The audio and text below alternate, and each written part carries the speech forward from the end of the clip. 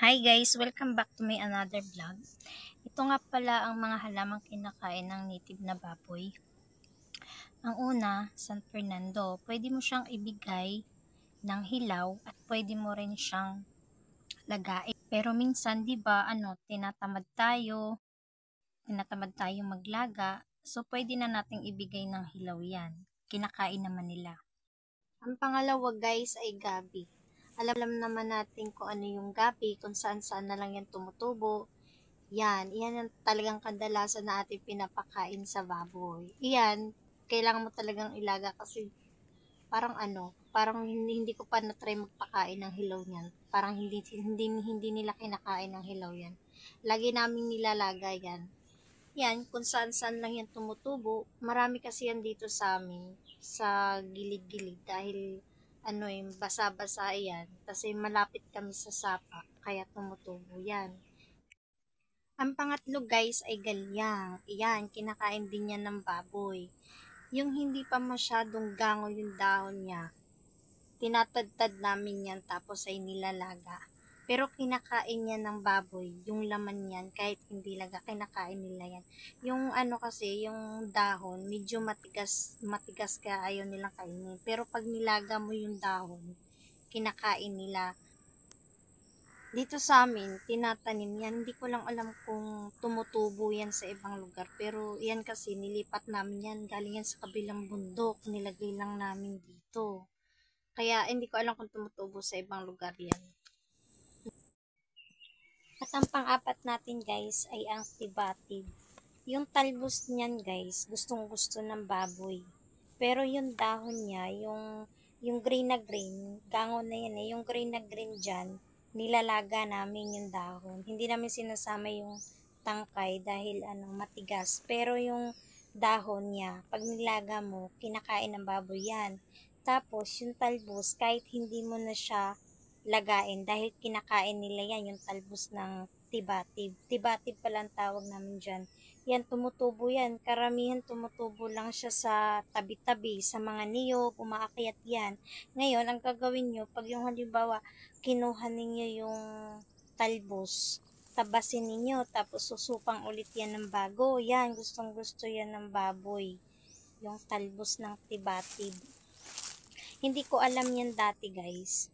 Pero ang nangyari kasi, nakawala yung aming mga baboy. Tapos tinitingnan ko kung ano yung kinakain nila. Tapos yan, kinain nila yung tibatid. Kaya nalaman ko, dati hindi ko alam yan.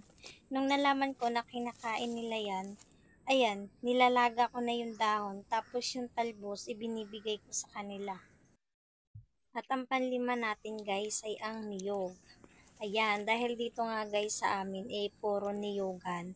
Ang ginagawa namin, yung mga hindi na siya pwedeng kuprahin, malalaki na yung tubo niya, yun yung aming ginagawang pang merienda. Binabaak lang namin yan guys. Tapos minsan wala rin kaming ipa, naubusan kami ng ipa.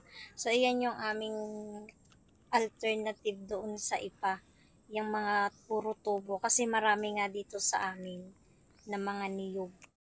At ang pang-anim natin guys ay ang kamuting kahoy. Yan, hindi na natin yan kailangan lagain. Pitas-pitas na lang, tas ibibigay na natin sa ating mga alagang hayop.